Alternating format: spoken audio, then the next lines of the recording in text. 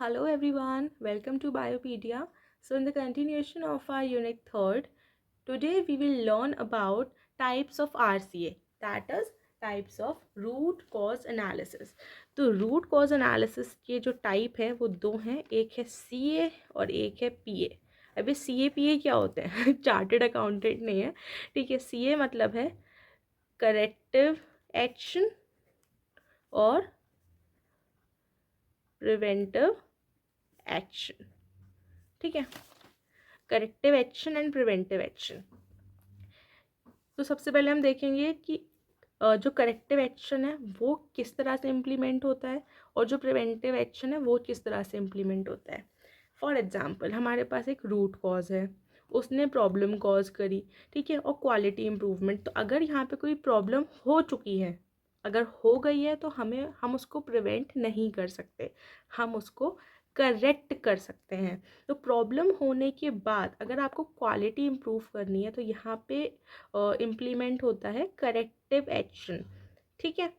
दूसरा दूसरा है प्रिवेंटिव एक्शन. वो कैसे होगा? पोटेंशियल कॉज है जो कि पोटेंशियल प्रॉब्लम कॉज कर सकता है. फॉर एग्जांपल कि ऐसा हो सकता है कि ये प्रॉब्लम हो जाए और इस चीज़ से प्रॉब्लम हो जाए, तो हम उसे क्या करेंगे, वहीं के वहीं ठीक कर लेंगे, यानी कि उसको प्रिवेंट कर देंगे, ठीक है, और जिससे क्वालिटी इम्प्रूवमेंट हो जाएगा, ठीक है. अगेन अगर थोड़ी प्रॉब्लम हो रही हो तो मैं एक एग्जांपल से समझा देती हूँ.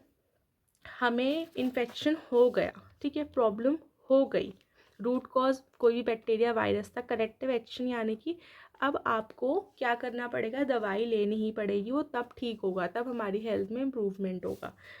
अब प्रिवेंटिव एक्शन क्या होता है कि ये होता है फॉर एग्जांपल कि हमें पता है बाहर का खाने से हमें ये प्रॉब्लम हो सकती है, हमें कोई बैक्टीरियल इन्फेक्शन हो सकता है, तो हम क्या करेंगे, हम खाएंगे ही नहीं, ठीक है. तो उससे क्या होगा, आपने क्या कर लिया, प्रॉब्लम को प्रिवेंट कर लिया. ओवरऑल आपकी जो हेल्थ हेल्थ क्वालिटी है वो मेंटेन रहेगी, ठीक है.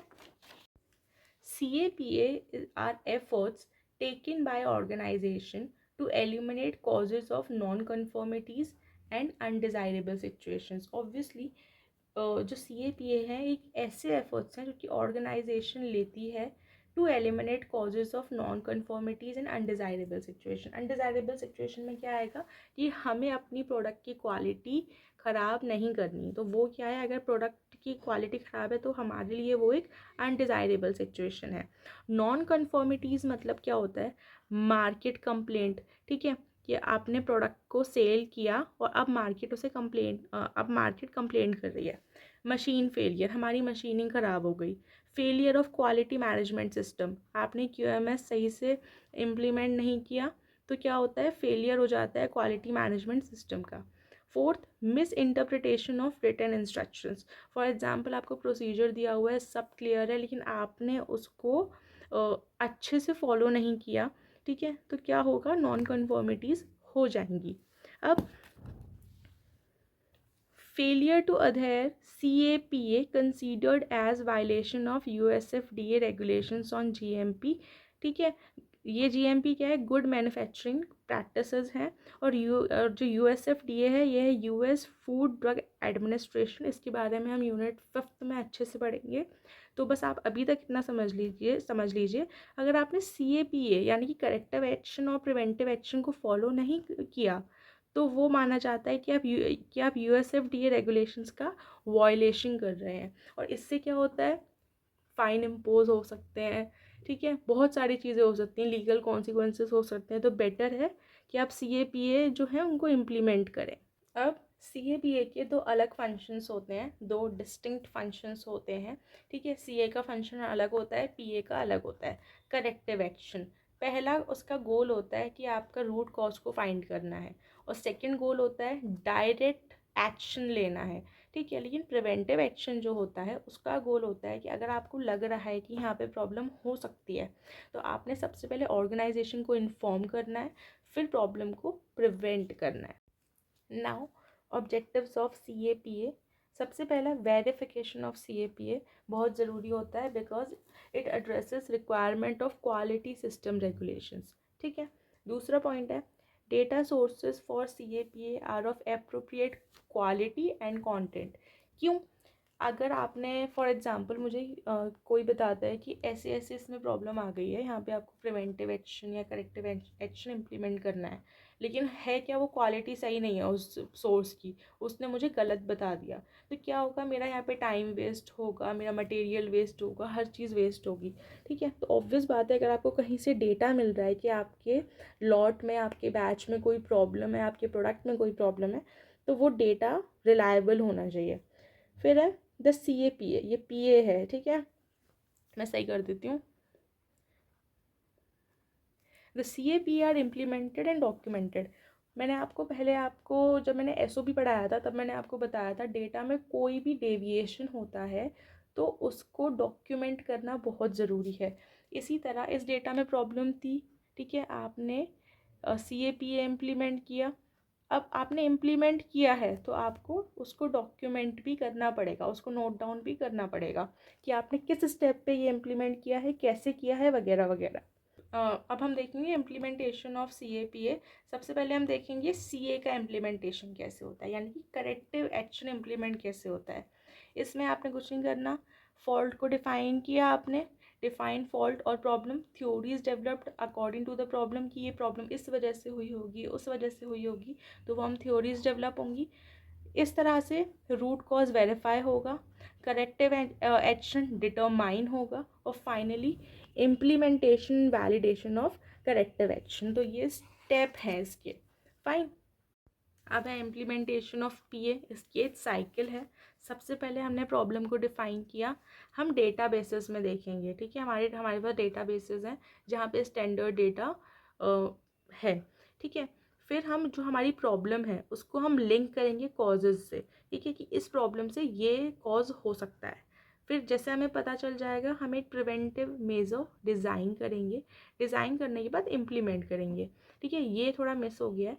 एक ये चीज़ आपने हमेशा देखना है कि आप जो डेटाबेसेस सर्च कर रहे हैं वो अपडेटेड हो, ऐसा नहीं हो कि उसमें बहुत ही पुरानी इन्फॉर्मेशन हो, तो वो हमारे लिए किसी काम की नहीं है और उससे प्रॉब्लम ही होगी, ठीक है।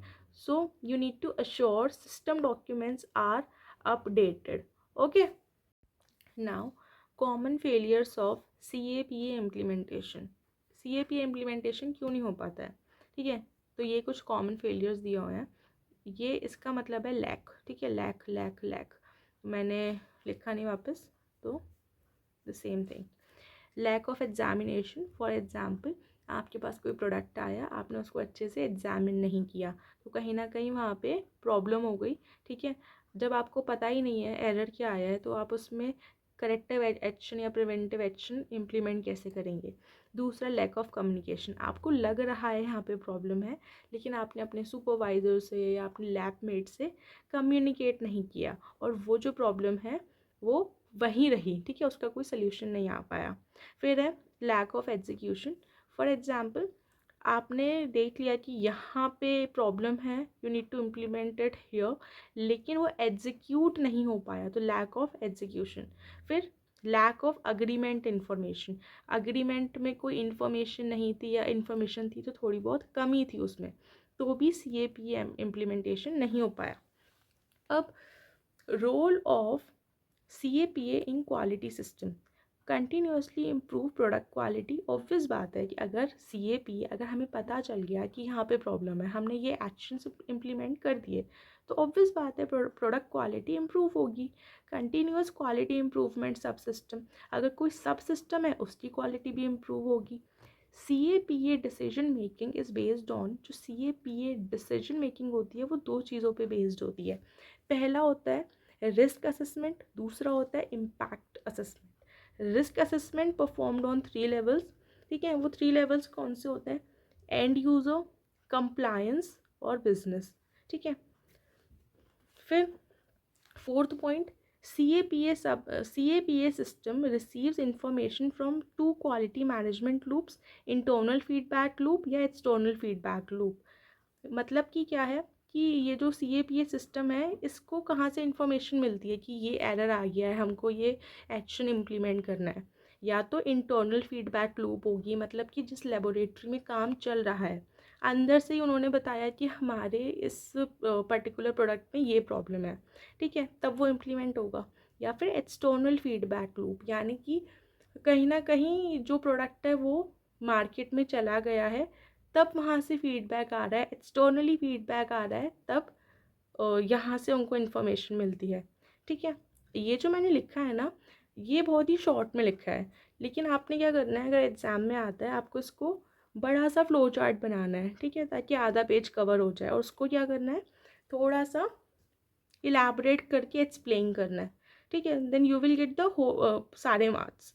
ओके, सो आज की वीडियो में इतना ही, ठीक है। हमने टाइप्स ऑफ आरसीए देखा, जिसमें सीए देखा, पीए देखा, यानी कि करेक्टिव एक्शन देखा, प्रिवेंटिव एक्शन देखा, ऑब्जेक्टिव्स देखे, कॉमन फेलियर्स देखे कि क्यों सीएपीए इम्प्लीमेंट नहीं हो पाता है, रोल देखा कि सीएपीए का रोल क्या है क्वालिटी सिस्टम में, और इम्प्लीमेंटेशन कैसे होता है दोनों एक्शंस का, वो देखा।